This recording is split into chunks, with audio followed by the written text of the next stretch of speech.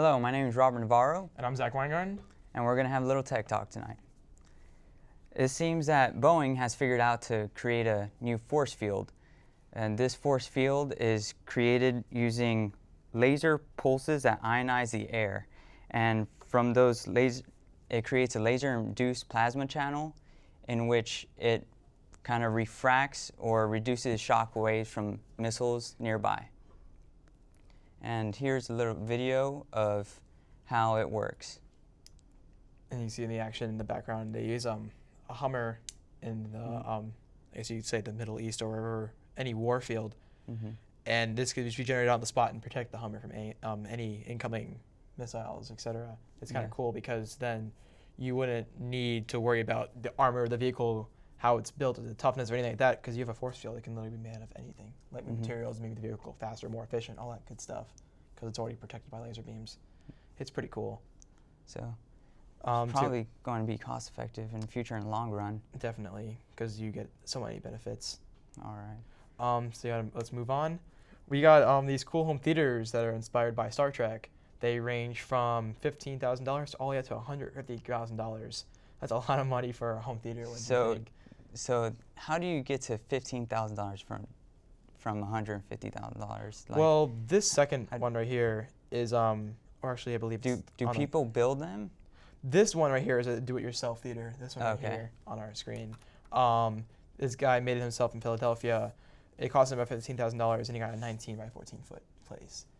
But now, if you scroll down here, this one alone right here has a $130,000 projector, just to project on it. So you have to add up even more money this one must have cost. So more money spent on a projector than the room itself, probably. Yeah, which is insane. But I mean, to have a theme like that, I mean, it's pretty cool. Worth it. It's Definitely. worth it. You get comfortable seats. You get the Star Trek. If you're a big Star Trek fan, you'll probably love the place. I mean, you probably watch all the movies there. And I feel like you'd probably even throw in some Star Wars or any other sci-fi movie in general, just because of the atmosphere that you're in, which is pretty awesome. Just for any movie in general, that will probably be an awesome theater to use. I wouldn't mind, I guess. If I had $130,000 to spend on a projector and an extra $20,000 just to mess around on the furniture, I think I have enough time to watch movies on my screen. Cool. What's next on the agenda? We got our Star Trek Tricorder. Okay, this tricorder is going to be used to help solve major problems faced around the world, and that is to the poor and inefficient access to medical care. What this tricorder will do is it will pretty much diagnose you on the spot. So it seems like doctors will be obsolete in the future. Sorry about that. So what it will do is it will take away the complication and time-consuming. I'm trying to figure out the word. Like for the diagnosis, I guess. Yeah. The patient. It makes things a lot faster. So instead of guessing, pretty much this would diagnose you using certain algorithms, I assume, and hopefully it'll help cure things like, if you have a stroke, at least you can take your medication within 30 minutes of a stroke, rather than waiting days and guessing, just going to the doctor and feel like, hey, I feel some pain in my chest. So what's next? Well, you know about our school's 3D printing lab. Yes, I do. So now we're even getting more advanced in technology with 3D printing. I know our school is we're the first big 3D printing lab, innovation labs I know that MakerBot has. Yes, and when it comes to MakerBot, I think we are in the state, actually. I think nationwide even. That's the cool thing about Florida Poly. We have over 50 printers I know we have. Even the whole world, I think, would even imagine, actually, if you want to put it in that perspective. I just know we have like millions of dollars from what it feels like in that room. Yeah, it's insane. It's one of my favorite rooms in the IST. Well, now they're moving on. This isn't necessarily for us, but this is something that maybe our school could be getting in the future, liquid 3D printing. So what's cool about this is they can print things as thin as a red blood cell, so you can get really, really detailed objects. It might be a little bit slower, I found out, though, but it kind of makes up for that in the detail you get. And I think material costs might actually outweigh also like the negative sides as well. So something cool to look into. It's just something new. I mean, you can 3D print now, Nutella, sugar, a lot of material, and this is just something new to start off printing. Okay, that's very nice. So where do you think that they'll actually have to print out like a red blood cell. Why do you think they'll? Well, I know like nowadays we're pushing bio like printing now. We're trying to print organs, stuff like that. I know they printed like a model of a skull so they can perfectly do a surgery on a little infant kid I read up about. So the cool thing about that would be is with the liquid you get even more detail, which just helps you that much more in trying to mimic the real object. Yeah. Or make something to even replace maybe a fake limb or anything, which is really cool.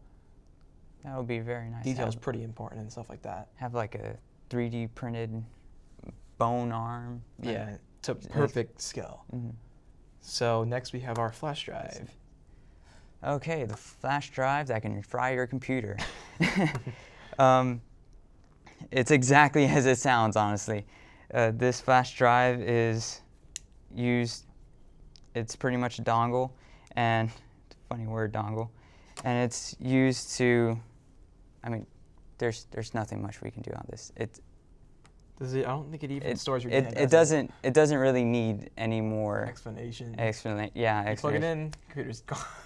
Good luck. But that's why we're kind of pushing. Check your flash drives before you plug them into your computer, because you don't know where they could have came from, and they could have been anything. Always have your emergency flash drive, the red flash drive, and this one in a locked up box that's in another locked up box in another locked up box. And I guess if you don't trust the person they hand you a flash drive, watch out for that. So let's move on. What's next? Well, this is our last topic that we're on right now. That was pretty quick. Yeah. Well, quick, let's talk about fast cars. That's the cool thing with this last topic. Have you heard about all the automated cars that we're doing on right now? Yes, like Google's and supposedly Apple's working on a car. We never heard anything about that, which there's a lot of speculation about Apple making, I guess we call it the iCar or something like that. The cool thing is, I know Tesla has, they're all cars automated. Hyundai has a program. Who else has a program? I'm trying to think. Almost all the manufacturers are trying something nowadays. This is supposed to be the new thing where it's pretty safety. sure Toyota has one too. Toyota has one. They all have one. Now, this specific stuff we're talking about is BMW, because they kind of took it to a whole new level.